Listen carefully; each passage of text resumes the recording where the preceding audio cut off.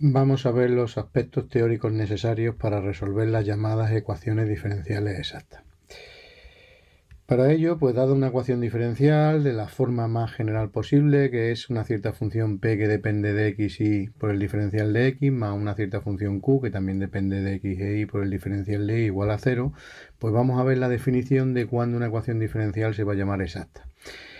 La notación de exacta, la palabra exacta, pues nos recuerda análisis vectorial, nos recuerda las integrales de línea y nos recuerda las formas diferenciales exactas, es decir, dicho de otra manera, los campos conservativos. Pues justo eso va a ser. Veréis, una ecuación diferencial se dice que es exacta si la forma diferencial que interviene en ella, es decir, si la forma diferencial p diferencial de x más q diferencial de y es una forma diferencial exacta, es decir, es un campo conservativo. Ya sabemos que una forma diferencial es exacta si las derivadas parciales cruzadas son iguales, es decir, si al derivar la función p con respecto a y coincide con la derivada de la función q con respecto a x.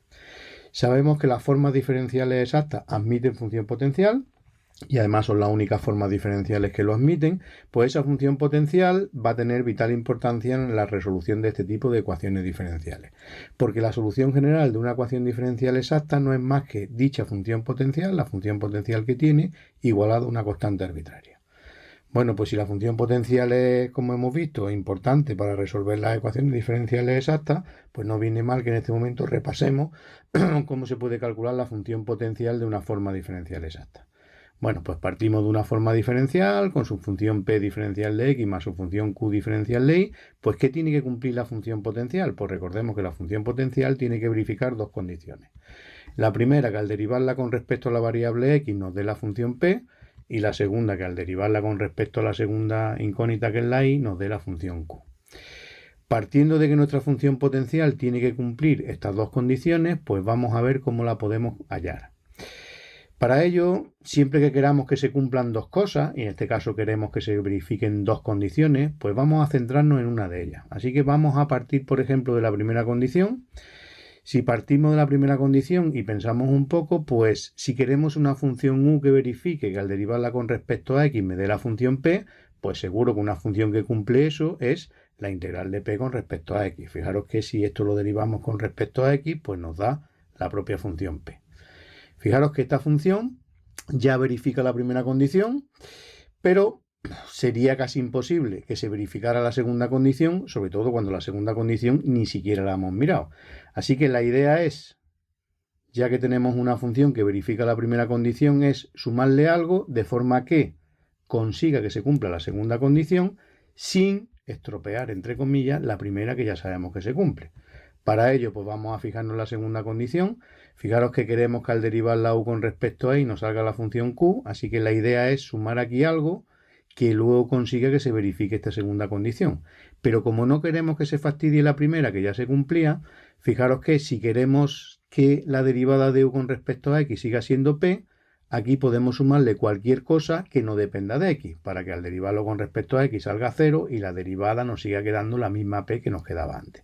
Así que, ¿qué es lo que podemos sumar? Pues podemos sumar cualquier función que dependa de y.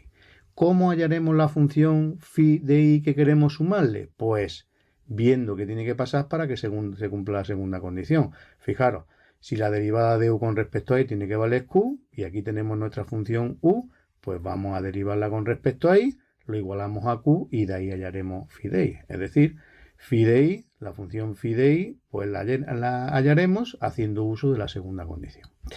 De igual manera, podíamos habernos fijado en la segunda condición como de inicio, si partimos de esta segunda condición y buscamos una función u que al derivarla con respecto a y me dé la función q, pues una función que seguro que cumple eso es la primitiva de q con respecto a y. Fijaros que la derivada de esta función con respecto a y es la propia función q. A partir de ahí, pues lo mismo.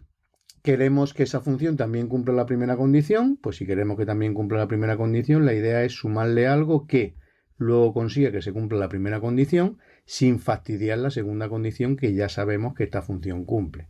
Así que, análogamente a lo que hemos hecho antes, fijaros que le podremos sumar cualquier función phi que dependa de x y esta función phi pues la hallaremos imponiendo la primera condición, es decir, que la derivada de u con respecto a x salga p. Derivamos la función u con respecto a x, lo igualamos a p y de ahí pues podremos hallar la función phi de x. Fijaros que, aunque hay dos opciones para calcular la función potencial a partir de las dos condiciones que tiene que verificar, son equivalentes, y aunque podamos pensar que siempre podremos partir de la misma condición, por ejemplo de la primera o por ejemplo de la segunda, fijaros de qué dependerá a lo mejor la elección que hagamos de la opción de partida. Pues al fin y al cabo hay que calcular una primitiva de la función p con respecto a x en la primera opción o una primitiva de la función q con respecto a y en la segunda opción. Pues si por ejemplo las dos primitivas son de una dificultad análoga o equivalente, pues dará igual por donde empecemos, pero imaginaros por ejemplo que no somos capaces de calcularle una primitiva a la función p con respecto a x, pero sí somos capaces de calcularle una primitiva a la función q con respecto a y, pues evidentemente empezaremos por esta segunda condición y realizaremos el proceso de esta manera. Bueno, pues repasado la forma en la que se calculaba la función potencial, os recordamos que la solución de una ecuación diferencial exacta es la función potencial igualada a una constante. Podéis ver ejercicios resueltos, ejercicios concretos resueltos de ecuaciones diferenciales exactas en nuestro mismo canal de YouTube, en Edumaticus, así que os aconsejamos que le echéis un vistazo y así seguro que afianzáis los conocimientos de las ecuaciones diferenciales exactas.